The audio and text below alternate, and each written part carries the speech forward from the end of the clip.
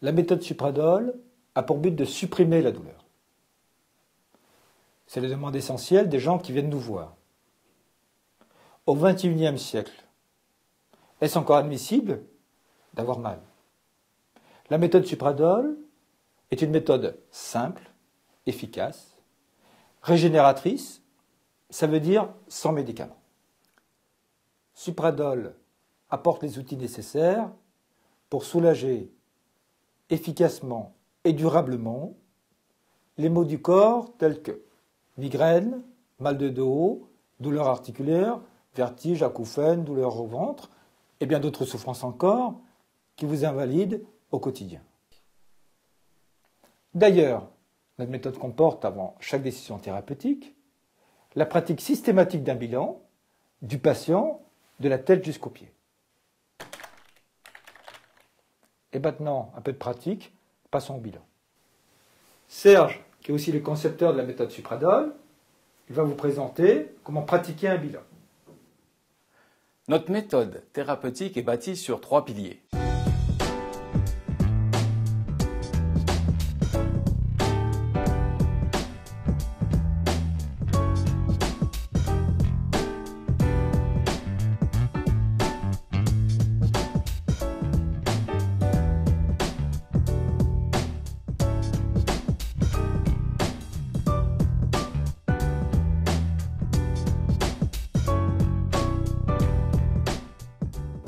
Bonjour Cécile. Bonjour. Cécile est une jeune patiente qui va vous montrer comment faire un bilan. Je vais vous expliquer la bonne gestuelle et les bonnes pratiques à tenir. Vous remarquez que nous sommes dans une pièce au calme et que Cécile est pieds nus.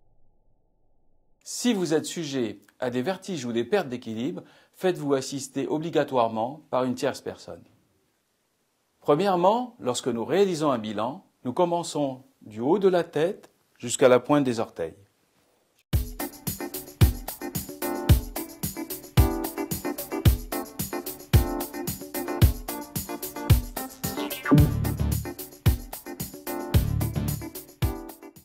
Alors Cécile, levez votre bras en avant, levez votre index et rapprochez-le lentement entre vos deux yeux. Très bien. Si cet exercice vous provoque une douleur aux yeux, une gêne à suivre le doigt ou une torsion de la tête, consultez votre ophtalmologue. Si vous n'arrivez pas à réaliser correctement cet exercice, cela veut dire que votre axe visuel est perturbé. Pour compenser le problème visuel, votre tête pivote,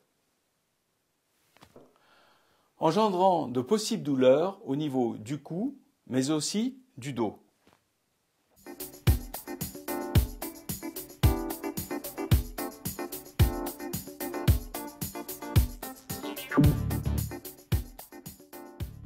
Test d'audition. Cécile, tu vas claquer des doigts une fois devant ton visage, ensuite de chaque côté au niveau des oreilles, une fois de chaque côté et simultanément des deux côtés.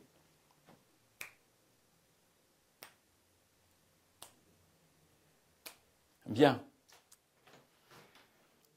Un trouble de l'audition peut provoquer un problème de port de tête ou des problèmes d'équilibre. À partir de là, il faut absolument consulter votre ORL.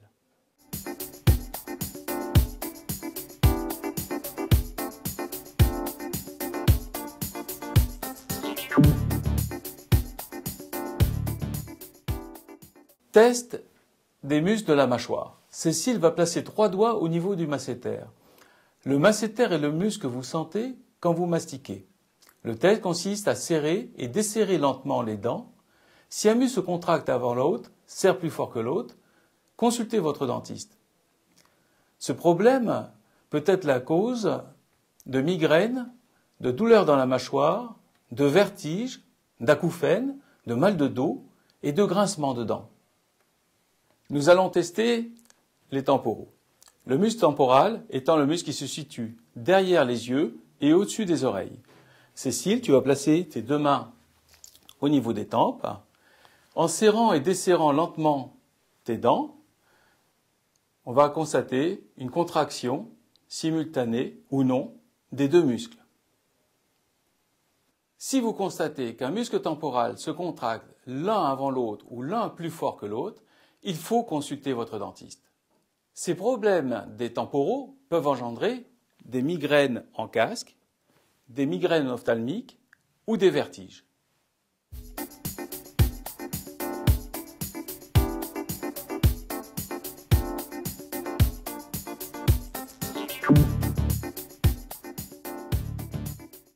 Nous allons faire le test d'ouverture et fermeture de la mâchoire.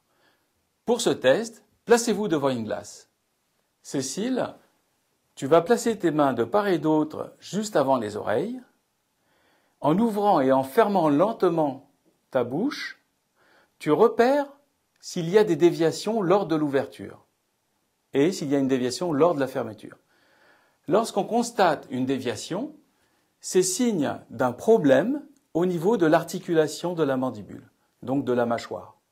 À partir de là, il faut en parler à son dentiste. Des douleurs au niveau de l'articulation de la mâchoire peuvent provoquer des vertiges, des maux de tête, des acouphènes.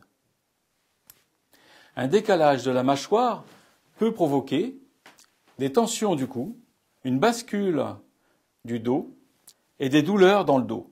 Si vous constatez un décalage et des douleurs dans la mâchoire, il faut consulter votre médecin, votre kiné.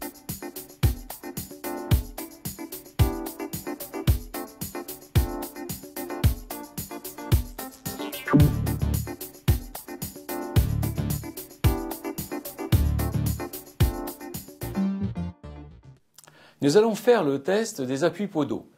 Pour cela, Cécile, tu vas lever une jambe et nous allons observer s'il y a un appui trop fort au niveau du gros orteil ou s'il y a un pied creux. Il faut absolument avoir soit un meuble à proximité ou une personne de façon à éviter tout risque de chute. Donc Cécile, tu lèves une jambe. La normalité étant d'avoir un appui réparti sur la zone externe du pied et sur les orteils. Lorsque nous constatons un appui, un creux trop important au niveau, c'est un pied creux, c'est ce qu'on appelle un pied creux, ou un appui trop fort dans la zone du gros orteil ou des talons, le risque étant de déstabiliser le corps, de provoquer une fatigue de la cheville, une fatigue du genou ou une torsion au niveau du bassin et du fémur en fait.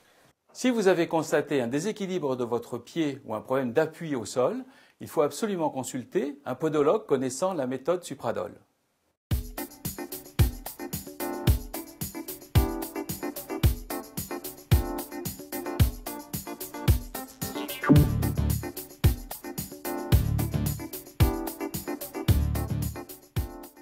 Cécile, nous allons faire le test de la danseuse. Pour cela, il faut mettre les bras en couronne. Pour cela, il faut mettre les pieds au niveau des épaules et maintenir cette position pendant 2 minutes. À partir de là, on va pouvoir ressentir s'il y a des douleurs au niveau de la tête, du cou, des épaules, du dos, des jambes, des genoux ou des pieds. Donc cette position, petit à petit, va faire apparaître des douleurs qu'il faut mémoriser. Alors ce test permet de déterminer si le corps est bien équilibré. Si nous constatons des douleurs à ce niveau-là, il faut aller voir un praticien connaissant la méthode Supradol.